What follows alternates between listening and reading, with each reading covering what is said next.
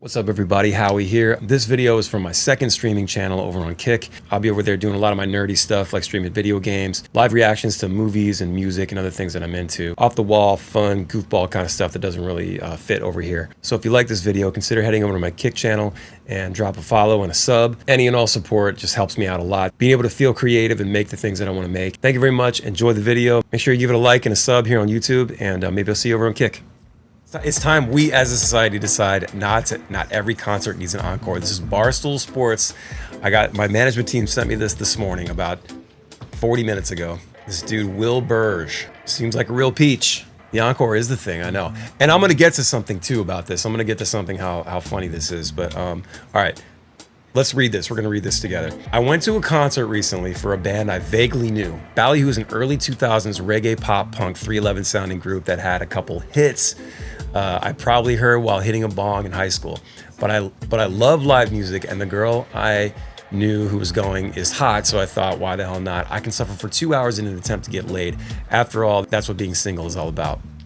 It was a midweek concert at a small venue in Cleveland called the Beachland Ballroom. There was probably 125 people there max. Incorrect. We had about almost 400 people paid that night. And it was fucking rad. All right, the show was an interesting mix of former frat bros and new age stoners.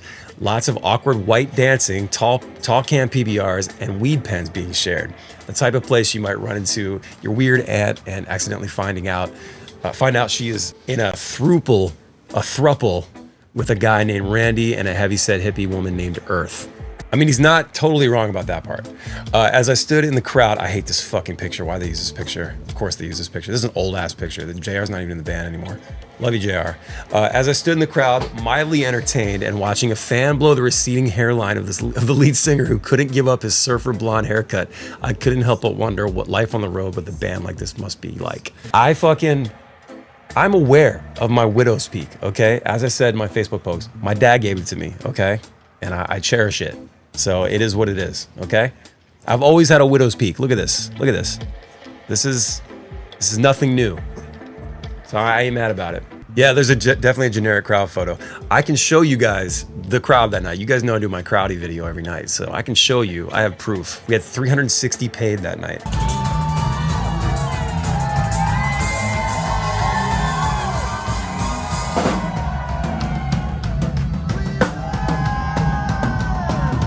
So, and mind you, when I'm reading this for the first time, it was I was like, damn, like it was kind of hitting weird, you know, it's hurting a little bit. This venue, while legendary, is nothing more than a small elementary school auditorium with a few steps leading to the side of the stage. The green room is a large storage closet where the door obviously needed to be kept open because of the lack of AC, and their early 20s opening acts were pouring shots of Jameson at a rate that would make Artie Lang wave them out off in disgust. The Harbor Boys, that's the Harbor Boys right for us right there, doing it up. Shout out to the Harbor Boys. These guys were living like rock stars if said rock was the size of those pebbles you mix in with your garden soil. I mean, that's pretty funny, right? But who am I to poo-poo on another man's dream? Exactly. Let's talk about this for a second. Who's on stage, motherfucker? Who's on stage? Who brought almost 400 people out to a show, to a fucking Cleveland venue in a weird part of town on a Wednesday night?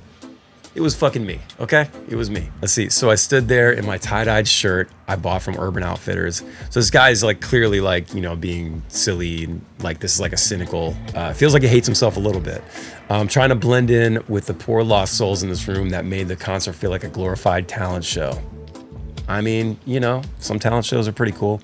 As we drew near the end of the concert, the band played yet another song about flicking off their mom and taking shots of hard liquor, despite the fact their mom is probably in a nursing home, and hard liquor definitely gives them heartburn. My mom is in heaven. How about that shit? How about that shit, motherfucker? My mom is in heaven. Heaven's not real. Okay, they finished the track and said good night as they walked off to the side of the stage and huddled in the corner like a bunch of small children who suck at hide and go seek. All right. This guy sounds like a chode swipe. All right, so let me talk about this real quick, these awkward encore situations, okay? He's not wrong. He's not wrong about this. So sometimes you'd go to do an encore, and we've literally done things where like there's a planned encore. Come on, all encores are planned, guys. No band is just saying, hey, we should go back on. They want us to play some more. Every band plans for this, okay? So sometimes you get these venues where there's just nowhere to go. And we've literally had nowhere to go, not even a small, tiny room like he's talking about here at the beach room. There's just nowhere to go. You walk through the crowd and you're done. What are you gonna walk back through the crowd? It's just silly, right? So we've actually like been on stage and been like, well, hey, we just make a joke out of it. All right, this is the encore part where you guys are supposed to scream for an encore and we're supposed to go hide and come back, but we have nowhere to go. So we're just gonna stay here and just gonna play the last 2 or 3 songs. Is that cool? Yay, all right. So it is silly when you walk up to the stage and people can still see you. Yeah, I totally agree with this part of the article. It's stupid, but you gotta make with what you got, right? So we could see the band standing at the side of the stage, clear as day. They were no further than 25 feet from everyone in the room. Hell, I could have high-fived them on the way back to the bar if I wanted. That's how close and out and open they were. Yet to my astonishment, okay, so this is where it kind of flips a little bit because he's like shitting on us the whole time.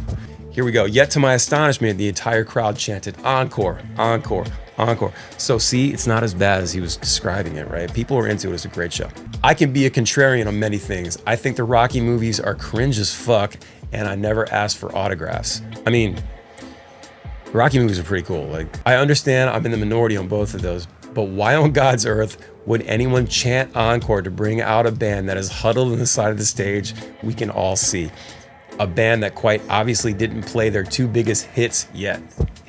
A band that would have to walk through the fucking crowd if they were to leave and not do an encore. Yeah, exactly. So this is like the bullet point of the whole article. Is more about saying no to encores, like killing encores, all the while using our show to prove that point and shit on us. So I say it's high time we scrap the idea that every concert needs an encore. Taylor Swift, Drake, Neil Diamond, hell, any artist that has dozens of hits and is playing in an arena or stadium, sure. But Ballyhoo in front of literally dozens of people with no green room, come the fuck on. What are we doing here? Just get your old ass back on the stage and sing the last 4 songs, please. It's a weeknight and I want to catch up on Black Mirror. Save the theatrics for the 20-year-old you're going to try and bang after the show. I'm married, bro. It's all good. All jokes aside, Ballyhoo was actually really good. Dude sounded amazing still, and it was a fun show, aside from the forced encore, obviously. Here's my favorite song of theirs, and it's Cali King. Fucking hilarious. Comments are good. Let's check out the comments. Oh yeah, by the negative, I'm cooler than everyone here tone of your blog. I'm guessing you didn't get laid. It's a good one. It's a good one. You know who won't be screaming for an encore? That chick you were trying to bone. I don't like when the band is an encore and the crowd wasn't even cheering for that one enthusiastically. If the crowd isn't getting rowdy, the show's over. Okay, I don't disagree with this. It's very awkward. He's not wrong. I mean, it's like when we've gone off stage many times, during our career, our touring career, and like people sometimes don't scream for an encore and it's planned. And I know there are some people that do, but when the crowd's not doing it, it's just kind of like, oh, that's really weird, And then we walk back out there and just do it.